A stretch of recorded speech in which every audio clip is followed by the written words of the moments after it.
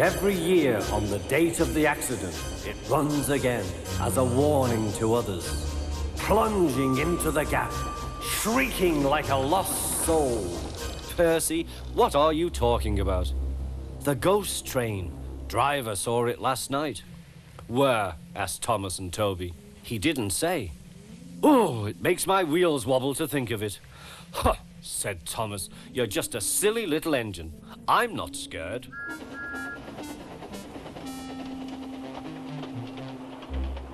Thomas didn't believe in your ghost, said Percy next morning. His driver laughed. Neither do I. It was a pretend ghost on television. Percy was disappointed. That evening, he came back from the harbour.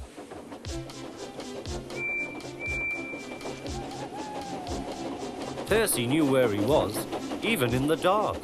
Crow's Farm Crossing. We shan't be long now.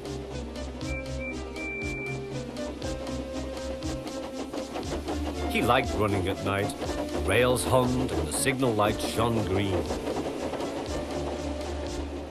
But a broken cartload of lime lay ahead. Sam the farmer had just gone for help.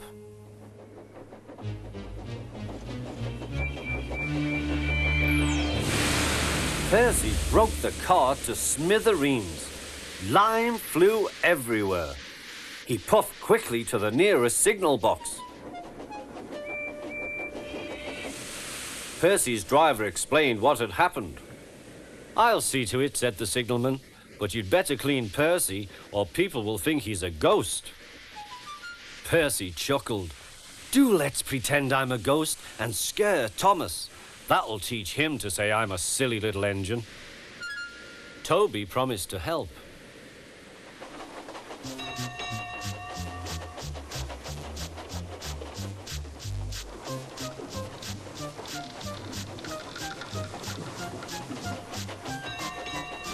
Thomas was being oiled up for his evening train. "Percy's had an accident," cried Toby. "Poor engine," said Thomas. "Botheration! That means I'll be late. They've cleared the line for you, but there's something worse. Out with it, Toby.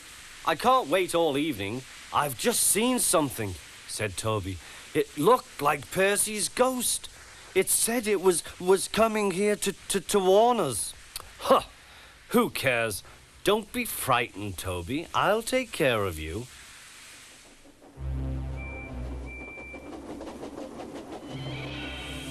Pee, pee, pip, pip, pip, pee.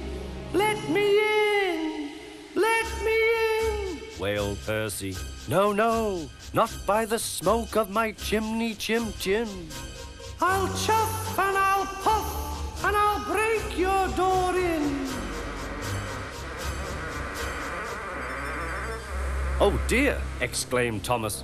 "It's getting late. Oh, I'd no idea. Oh, I must find Annie and Clarabel." It was morning when Thomas returned. "Where have you been?" asked Toby. "Ah, well," said Thomas. "I knew you'd be sad about Percy, and I didn't like to intrude. I slept in the goods shed, and..." "Oh, sorry, can't stop. Got to see a coach about to train."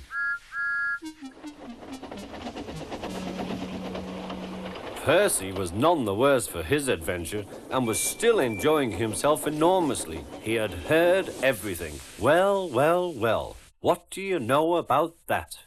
"Anyone would think," chuckled Toby, "that our Thomas had just seen a ghost."